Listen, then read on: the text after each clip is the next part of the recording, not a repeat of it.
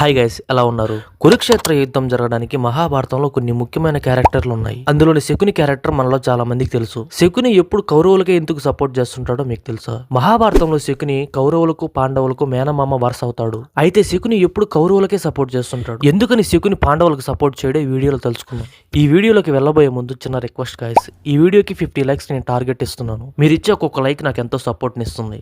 Okay, ఇక స్టోరీలోకి వెళ్దాం. గాంధారం అనే రాజ్యానికి రాజు సుబాలుడు. సుబాలుడికి ఒక కూతురు ఒక కొడుకు ఉంటాడు. కూతురు గాంధారి, కొడుకు శకుని. అయితే హస్తినాపురంలో ఉన్న యువరాజు ధృతరాష్ట్రునికి గాంధారి గురించి తెలిసింది. గాంధారిని వివాహం చేసుకోవాలనుకుంటాడు. వివాహం విషయం తెలుసుకున్న గాంధార రాజు పుట్టుకతో దృష్టి దోషం ఉండడం వలన గాంధార రాజు తన కుమార్తెను ధృతరాష్ట్రుడికి ఇచ్చి వివాహం జరిపించడం కొంచెం బాధగా అనిపించింది. అయితే రాజకీయ కారణాల వలన ధృతరాష్ట్రుడికి గాంధారిని ఇచ్చి వివాహం జరిపించారు. ఆ రాజకీయ కారణాలు ఏంటంటే, దృష్టి దోషం ఉన్నవాడికి నా కూతుర్ని ఇచ్చి వివాహం జరిపిస్తానని ఎలా అనుకున్నావు భీష్మ అని గాంధార రాజు అంటాడు. అందువలన హస్తినాపురం గాంధారంపై దాడి జరిపింది. దాంతో సుబాలుని కుటుంబం హస్తినాపురానికి బందీలుగా తీసుకెళ్లబడింది. ధృతరాష్ట్రుని మంత్రుల సూచనపై సుబాలుని కుటుంబాన్ని కారాగారంలో నిర్బంధించారు.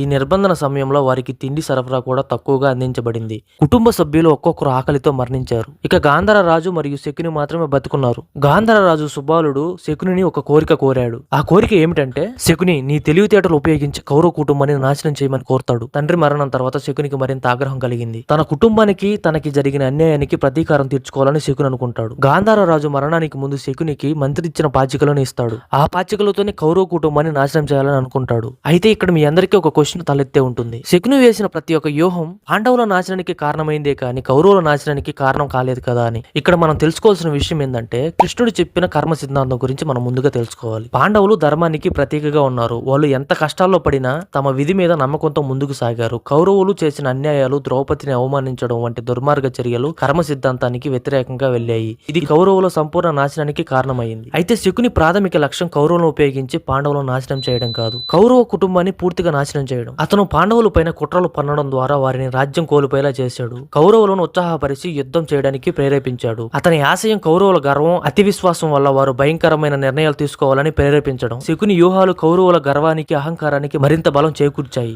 దుర్యోధనుడు తన మూర్ఖత్వం, పాండవుల మీద దేశం వల్ల శకుని మాటలు చిత్తశుద్ధిగా పాటించాడు. కానీ అతని అహంకారమే చివరికి యుద్ధంలో కౌరవుల నాశనానికి దారితీసింది. యుద్ధం ముగిసిన తర్వాత శకుని కూడా మరణించగా తన కుట్రల ఫలితం పూర్తిగా విఫలమైంది. తను అనుకున్న ప్రకారం కౌరవుల కుటుంబం నశించింది. పాండవుల వారసత్వం భరతఖండాన్ని పాలించింది. నిజానికి శకుని పాత్ర విలన్ గా కనిపించిన అతను ప్రతీకారంతో న్యాయాన్ని కనిపెట్టిన ఒక ఆలోచనాత్మక వ్యూహకర్త. అతని ధైర్యం, తెలివి, మాటల మాయ వల్లే మహాభారతం ఒక మహాకావ్యంగా అయింది. మహాభారతంలోనే శకుని క్యారెక్టర్ మనకు ఒకటి నేర్పుతుంది. తెలివితేటలు మోసానికి ఉపయోగిస్తే గెలవలేం, తెలివితేటలు ధర్మానికి తోడు చేస్తే గెలుస్తామని.